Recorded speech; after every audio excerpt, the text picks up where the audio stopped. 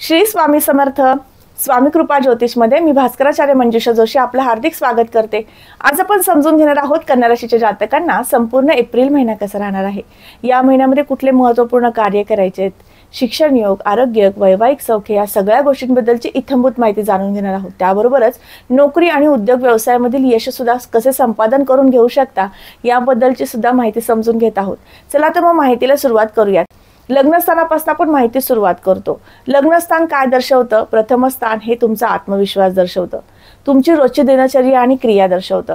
लग्नस्थानामध्ये जेव्हा केतुदेव येतात त्यावेळेस तुम्हाला थोडंसं संभ्रमित मन होणं आणि काही अंशी तुम्ही भावनिकतेच्या माध्यमातून एखादा डिसिजन घेणं असे काहीसे अशुभ परिणामकारक फळ प्राप्त होऊ शकतं.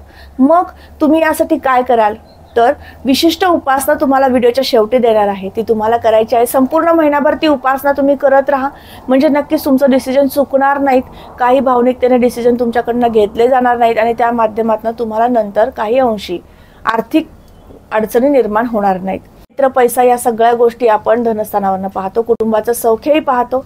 कुटुंबस्थानाचे अधिपती शुक्रदेव उच्च राशीतनं सप्तमातनं गोचर करतायत, त्यामुळे जोडदारासमवेत किंवा कुटुंबासमवेत एखाद्या महत्त्वपूर्ण डिसिजनवरती चर्चा होणं, वार्तालाप होणं आणि त्या माध्यमातून त्या निर्णयापर्यंत तुम्ही पोहोचणं, योग्य डिसिजन घेतल्यामुळे तुमच्या कुटुंबासमवेत तुम्हाला आनंद प्राप्त होणं असे शुभ संकेत या महिन्यात घेऊन येत आहेत.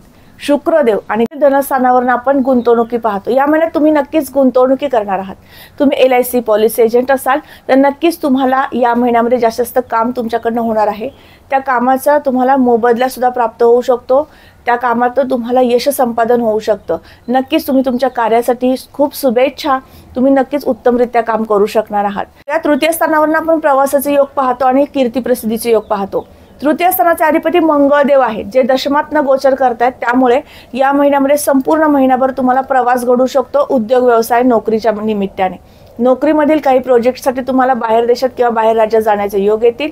त्याबरोबरच छोट्याखानी प्रवासाचे योग सुद्धा वारंवार घडतील. पर्यटनात सुद्धा आनंद प्राप्त होणार आहे, त्यामुळे या महिन्यात तुम्ही प्रवासातनं आनंद जास्त मिळवू शकाल. याचबरोबर तृतीय स्थानावर आपण भावंडांचं सौख्य पाहतो. तृतीय स्थानाचे अधिपती जेव्हा दशमातनं गोचर करतात त्यावेळेस तुमच्या कुटुंबामध्ये एखादा सोहळा किंवा एखाद्या धार्मिक कार्याचं नियोजन होणं आणि त्या माध्यमातून सर्व भावंड एकत्र येणं, त्या माध्यमातून सुद्धा तुम्ही एकमेकांना विचारांची देवाणघेवाण किंवा सुखदुःखांची देवाणघेवाण करणं आणि त्या माध्यमातून तुम्ही एकत्र आल्यामुळे तुम्हाला आनंद प्राप्त होणं असे काहीसे शुभ परिणाम तुम्हाला प्राप्त होऊ शकतात या संपूर्ण महिनाभर. राशी कुंडलीच्या तृतीय स्थानावर आपण कीर्ती आणि प्रसिद्धी सुद्धा पाहतो. तुमच्या व्यवसायानिमित्त किंवा नोकरीनिमित्त तुम्हाला एखादा चांगला गुणगौरव प्राप्त होणं आणि त्या माध्यमातून तुम्ही प्रसिद्धी मिळवणं असे शुभ संकेत सुद्धा तुम्हाला या संपूर्ण महिनाभर आहेत. चतुर्थ भावाकडे जाऊयात. वाहन वास्तूचं सौख्य चौथ्या घरावरनं पाहतो. या ठिकाणी गुरुदेवतेची रास आणि गुरूंचं गोचर वृषभेतनं होत आहे, त्यामुळे गुरु शुक्राचा जो होणारा अन्योन्य योग आहे त्यामुळे तुम्हाला विशिष्ट सहकार्य मिळेल ते वास्तू खरेदीसाठी.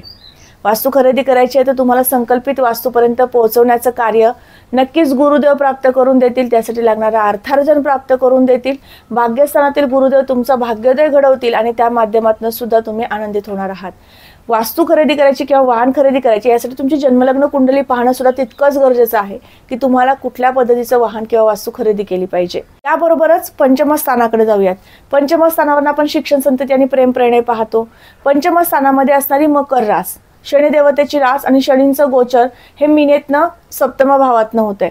त्यामुळं इंजिनिअरिंग क्षेत्रातलं किंवा कायद्यासंदर्भातलं शिक्षण तुम्ही घेताय, त्यातलं शिक्षण तुमचं घेणं सुरू आहे, या सगळ्या वर्गांना सांगू इच्छिते हा संपूर्ण महिना तुमच्यासाठी खूप संधीचा आहे. अनंत संधी तुमच्या समोर येऊन थांबणार आहेत. शिक्षणाचे योग उत्तम आहेत, त्यामुळे तुम्ही शिक्षण सुद्धा व्यवस्थित अर्जित करून घेणार आहात.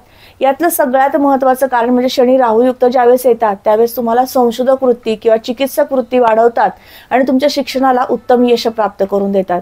त्या माध्यमातून तुम्ही यशस्वी सुद्धा होता, त्यामुळे शिक्षण योग उत्तम आहे.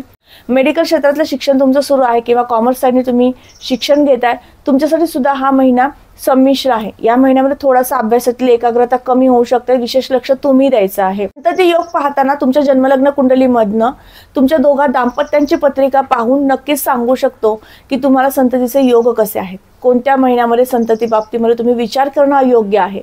संतती होत नाहीये तर ट्रीटमेंट कशी घ्यावी, IVF पर्यंत जावं का, अशा सगळ्या प्रश्नांची उत्तर आपण संतान योगाच्या या पंचम स्थानावरनं घेऊ शकतो। हे पाहताना मात्र राशी कुंडलीनुसार पाहिलं जातं आणि त्या दृष्टीने विचार केला तर संततीचं सौख्य उत्तम आहे। तुमच्या संततीसोबत तुम्हाला एखादा डिसिजन घ्यायचा आहे किंवा त्यांच्या विवाहाबद्दल किंवा शिक्षणाबद्दल तुम्हाला एखादा डिसिजन घ्यायचा आहे, तो योग्य पद्धतीने घेतला जाणं आणि त्या माध्यमातून त्यांचं सहकार्य मिळालेलं आहे। तुम्ही जो डिसिजन घेतला तो त्यांना मान्य आहे, त्यातनं तुम्हाला आनंद प्राप्त झालेला आहे। त्यांच्या विवाहाबद्दल तुम्ही प्रयत्न करताय, तुम्हाला त्या प्रयत्नांना सुद्धा यश येऊ शकतं, असे शुभ संकेत या संपूर्ण महिनाभर आहेत। नक्कीच तुम्ही ते कार्य करण्यास सुरुवात करावी।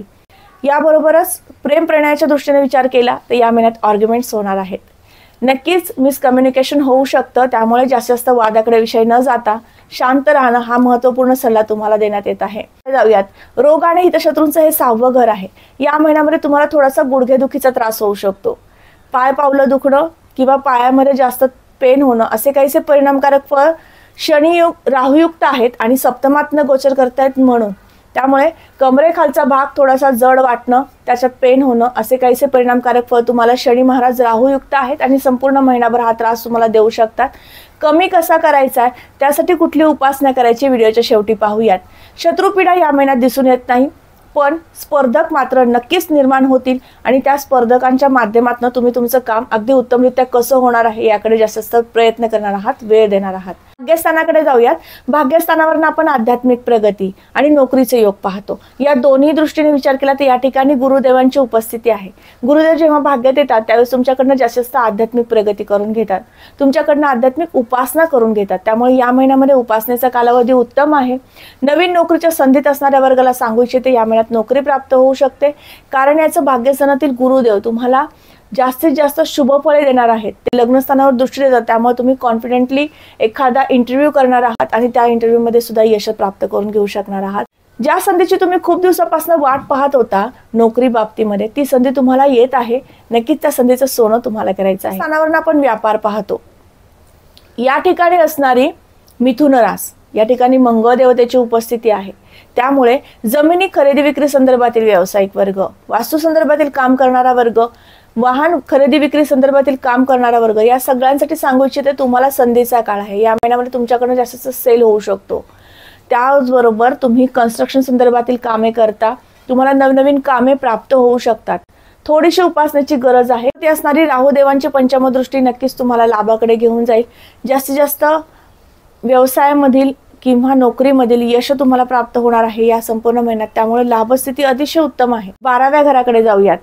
12व्या घरावरून आपण परदेशात किंवा परराज्यात जाण्याचे योग पाहतो। याचबरोबर 12व्या घरावरून आपण खर्चही पाहतो।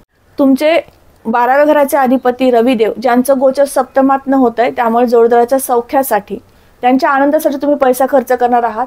त्याबरोबरच पार्टनरशिपमधील व्यवसाय आहे तो डेव्हलप करायचा आहे, त्यासाठी तुमचा पैसा खर्च होणार आहे, अर्थात सकारात्मक खर्च होणार आहे। एखाद्या खर्चातून तुम्हाला आनंदच प्राप्त होणार आहे, पण तुम्हाला काही अंशी आरोग्यासाठी सुद्धा पैसा खर्च होऊ शकतो, कारण तुमच्या षष्ठ स्थानाचे अधिपती सुद्धा सप्तमात आहेत आणि त्यामुळे तुम्हाला खर्चाचं प्रमाण यासाठी सुद्धा लागू शकतं।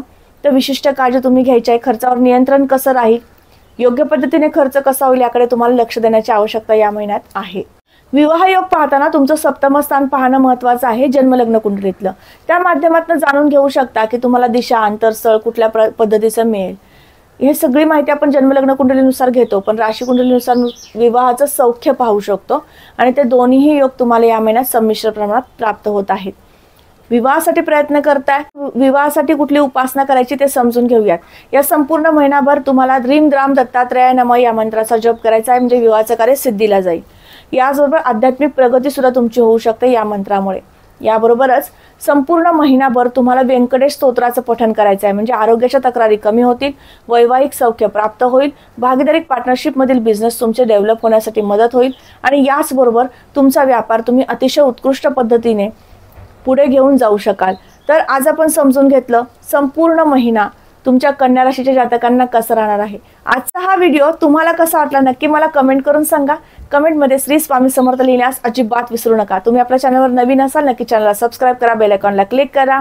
पुन्हा भेटूयात अशाच महत्त्वपूर्ण माहितीसह।